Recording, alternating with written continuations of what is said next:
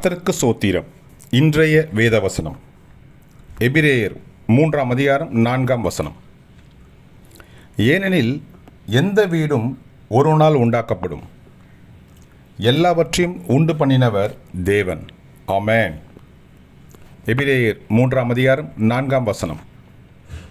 ஏனெனில் எந்த வீடும் ஒரு நாள் உண்டாக்கப்படும், எல்லாவற்றையும் உண்டு பண்ணினவர் தேவன். ஆமென். எபிரேயர் 3:4. கர்த்தர் உங்களை ஆசீர்வதிப்பாராக, உங்களோடு கூட இருப்பாராக. ஆமென்.